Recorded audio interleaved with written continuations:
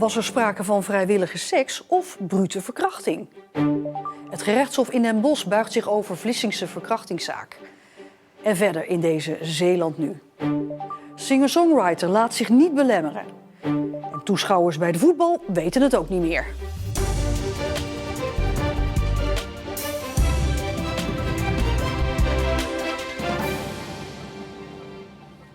Goedenavond. Een 36-jarige Vlissinger stond vandaag in Den Bosch voor het gerechtshof. Hij wordt beschuldigd van de verkrachting van een aantal vrouwen. De man is eerder veroordeeld tot 7 jaar celstraf door de Middelburgse rechtbank. Maar de man ging in hoger beroep omdat de seks volgens hem vrijwillig was. En bij het gerechtshof in Den Bosch staat Mercy Kamermans. Mercy, ja, de zaak loopt behoorlijk uit. Hè. De rechtbank heeft een uurtje geleden besloten dat het Openbaar Ministerie op een andere dag met een eis gaat komen tegen de Vlissinger. Vanwaar die vertraging? Ja, er zijn eigenlijk verschillende oorzaken voor. De dag begon al iets later omdat de advocaat vertraagd was. Die kon de weg niet goed vinden. Het is ook zo dat de rechtbank toch nog ook wel best wel veel tijd nam om alle feiten met de verdachte door te nemen en zijn visie daarop te vragen. Want het komt er inderdaad een beetje op neer. Hij wordt verdacht van het verkrachten en mishandelen van 4 vrouwen. Alleen zijn verhaal is van van verkrachtingen en mishandelingen was geen sprake. Want ze wisten waar ze aan begonnen en van wat voor soort seks ik hield. Nou goed, daar ging de rechtbank best wel diep op in. Hoe het daar nou precies mee zat. Vervolgens nam ook zijn advocaat best wel wat tijd in beslag. Want die had wat vragen over de deskundigheid van een bepaalde arts. Die een rapport heeft geschreven wat in het dossier zit. En dat gaat over de verwondingen van een van de slachtoffers aan de anus. En zij betwijfelt of de seksuele handelingen wel te maken hebben, in direct verband staan met die verwondingen. Dus al met al liep het gewoon uit. Waren er nou ook nog slachtoffers aanwezig tijdens de zitting vandaag in Den Bosch? Ja, er waren 3 van de 4 vrouwen waren aanwezig. Net toen ik hier naar buiten liep, waren ze nog bezig met de slachtofferverklaringen. Want 2 van de vrouwen wilden er ook gebruik van maken om nog hun zegje te kunnen doen in de rechtbank. En dat is altijd heel emotioneel. Ook deze vrouw, die moest ook erg huilen en ze vertelde haar verhaal. En vooral de gevolgen die het nu, jaren later, nog steeds op haar heeft. Zowel psychisch als ook lichamelijk. En hoe gaat de zaak dan nu verder? Wanneer wordt de zaak voortgezet? Ja, dat kan nog wel even duren. Want de rechtbank is ermee akkoord gegaan dat de advocaat nog een bepaalde deskundige mag horen over stukken in het dossier, zeg maar, over de verwondingen die een bepaald slachtoffer zou hebben opgelopen. Ja, dat kan echt wel 3 maanden overheen gaan voordat daar meer over bekend is. Dus dat zal echt wel een stukje in het nieuwe jaar worden dat deze zaak dan eindelijk verder gaat. Mercy Kamermans, dankjewel. Het aantal Zeeuwse coronapatiënten in de ziekenhuizen is in een week tijd sterk gestegen. Er liggen nu 29 Zeeuwen met corona in het ADRZ en Zorgzaam. Vorige week waren dat er nog 16. Er zijn de afgelopen 24 uur ook ruim 600 nieuwe besmettingen gemeld in Zeeland. Een hoog aantal, maar dat kan te maken hebben met een inhaaleffect van een eerdere technische storing bij de GGD. Ook basisscholen voelen de gevolgen van de oplopende besmettingen in Zeeland. Dat betekent dat we ook in toenemende mate te maken hebben met het helaas naar huis moeten sturen van klassen waar meer dan 2 besmettingen zijn. Gaan vervolgens in quarantaine en dan vindt er online onderwijs plaats. Dat is de realiteit van vandaag. En ook andere aanscherpingen zijn weer terug. Door de maatregelen van afgelopen vrijdag zullen teamvergaderingen, studiedagen en dergelijke online plaatsvinden. Zijn we uitermate voorzichtig met ouders toelaten in de basisscholen. Ja, daar nemen we toch specifieke maatregelen om ervoor te zorgen dat we ook onze verantwoordelijkheid blijven nemen om het aantal besmettingen zo laag mogelijk te houden. Door de coronamaatregelen is de grote bedrijvenbeurs Contacta in de Zeelandhallen afgelast. De netwerkbeurs zou 3 dagen duren, van dinsdag 30 november tot en met donderdag 2 december. Maar de huidige beperkende maatregelen duren sowieso tot begin december, waardoor de beurs volgens de organisatie niet kan doorgaan. Op het evenement komen ieder jaar ruim 20.000 mensen af. Ook vorig jaar ging Contacta niet door vanwege corona en waren er alleen digitale bijeenkomsten. Ook de Supercross in Goes in januari gaat niet door vanwege de coronamaatregelen. Hoewel de cross pas in januari zou zijn, is er nu te veel onzekerheid voor de organisatie. Die wil straks niet op het laatste moment voor een verrassing komen te staan. De indoorcross trekt jaarlijks een paar duizend toeschouwers naar de Zeelandhallen. Eerder dit jaar ging ook de cross ook al niet door. In Kloosterzande is de sanering van de grond aan het Hof de Zandenplein begonnen. Op de plek waar vroeger een machinefabriek en een tankstation stonden, is de grond flink vervuild. Olie zitten er in de bodem, er zitten olietanks in de bodem en er is ook nog asbest aanwezig. Ook de naastgelegen brandweerkazerne, een gebouw van gemeentewerken en een woning moeten weg, want er moeten nieuwe huizen gebouwd worden.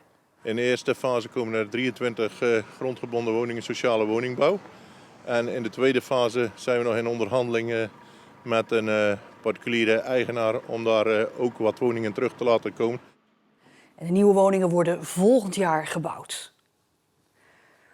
Singer-songwriter Estatilia Brinkman uit Middelburg heeft na een ongeluk op 2-jarige leeftijd bijna geen handen meer.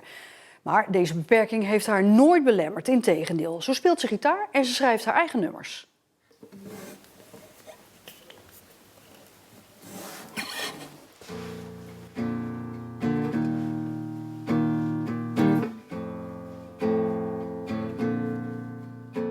Ik merk zelf geen verschil met andere mensen die wel vingers hebben. Bergbeklimmen heb ik nooit geprobeerd, maar eigenlijk ik kan niks bedenken wat ik niet kan. Ik klus heel veel, ik heb een heel bed voor mijn dochter ontworpen en gebouwd. Ik kan breien, gitaar spelen dus. Appen kan ik gewoon zonder dat ik 2 letters tegelijk aanraak, kan ik ook allemaal. Dus ja, geen belemmering. To roll the dice, darling, takes time. Dus ik heb alles op mijn manier mijn eigen gemaakt. Ik zie andere mensen wel eens met vingers veters strikken. Dan denk ik, lijkt me heel ingewikkeld om met 10 vingers je veters te strikken. Welke vinger gebruik je dan? Maar ja, dat leer je gaandeweg. En dat is bij mij ook zo gegaan. Het is niet een moment geweest van, nou leer ik omgaan met mijn handicap. A mindless sinister is my dream of freedom. Mensen die mij niet kennen, soms zeggen mensen wel eens, dat vind ik dan heel grappig. Dan zeggen ze, wat ongelukkig voor je. En dan denk ik, nou, dankjewel. My head is sore, good day for war. Vanaf 4, denk ik, speelde ik al op het keyboard van mijn moeder. En ik ben dan in de jaren 90 was ik tiener. En toen was het heel erg van die bandjes en singer-songwriters. Tenminste, bandjes die hun eigen liedjes schreven. Ik zag Courtney Love, ik zag Nirvana, ik zag Hetta Nova. Ja, toen wilde ik dat ook. Dus heb ik een gitaar voor mijn verjaardag gevraagd en ook gekregen. A mindless sinister is my dream of freedom.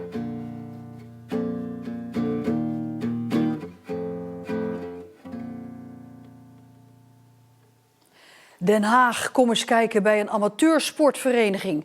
Die oproep klinkt vanuit de Zeeuwse voetbalwereld. De nieuwe coronamaatregelen, zoals het opnieuw spelen zonder publiek, die gaan voor veel bestuurders, spelers en supporters toch echt een stap te ver. De rek is eruit.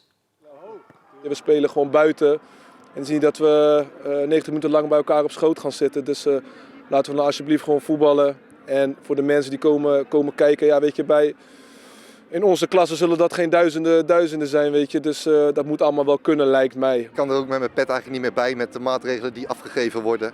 Je mag straks mag je met 50 man in de kantine voor het raam staan om een wedstrijd te kijken. Maar op een groot voetbalveld waar je heel makkelijk 1,5 meter kan houden, mag je daar niet gaan staan. Als je dan natuurlijk zonder toeschouwers gaat spelen, dat is gewoon jammer. We hebben vorig jaar 3 wedstrijden zo gespeeld, geloof ik. Ja, dat is toch heel anders. Toch wordt de stilte rondom de sportparken wel weer de realiteit en zijn dit soort beelden dus niet meer te zien. Voor de spelers jammer, maar ook de supporters balen van de nieuwe maatregelen. Over het algemeen sta je ver genoeg van elkaar af en ze hebben het altijd over ventilatie. En ik denk niet dat je meer ventilatie kan hebben dan buiten. Op sommige wedstrijden dan komen misschien rond de 20 ouders kijken en die worden wat dat betreft Ja, die kinderen die moeten het maar alleen oplossen. Ik vind het heel erg jammer. Kan gewoon niet. Kan gewoon niet. Want dan sta je nou sta je hier en anders sta je 5 meter verder. Dat is de idioot op een gegeven moment. Bestuurders van de Zeeuwse voetbalclubs hebben de afgelopen 2 jaar al heel veel moeten vragen van hun vrijwilligers. Ze geven dan ook aan dat de rek er volledig uit is. Het grote probleem is door die wisseling en die onduidelijkheid dat het draagvlak steeds minder wordt bij die mensen. We hebben vandaag ook weer de QR-codecontrole. Vorige week mocht er niemand meer bij wijze van spreken het terrein op. Dus je merkt gewoon dat het draagvlak en de onduidelijkheid bij de mensen, ja, dat gaat ook een groot probleem worden. En dat is voor ons ook lastig om dat steeds meer te gaan beheersen. En dan zijn er nog de besmettingen zelf. Veel teams hebben de afgelopen weken niet gevoetbald omdat er bij hun vereniging of bij de tegenstander corona was. Zo bleven dit weekend in Sint-Arenskerke 8 jeugdteams langs de lijn vanwege corona. Dat kwam voornamelijk van de basisscholen vandaan.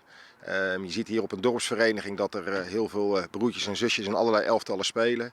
We hebben toen overleg gehad met de GGD en we hebben besloten om een week lang niet te gaan voetballen.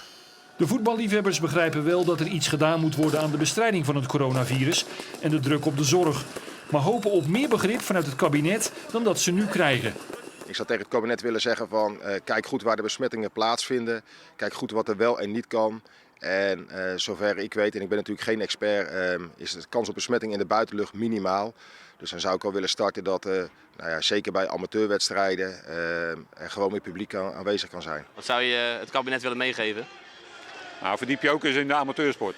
Kom eens in de kantine, of het nou van een voetbalclub is of van een hockeyclub. Ik had vanochtend een van de jongens die controleurs, die zei, ik had geen idee wat er allemaal bij komt kijken om zo'n club te runnen. Er wordt heel makkelijk gezegd, je moet even dit, je moet even dat. Ik denk dat men nog nooit in Den Haag bij een sportvereniging geweest is. Voorlopig zullen ook de sporters zich moeten neerleggen bij de maatregelen en horen deze beelden in ieder geval voor 3 weken tot het verleden.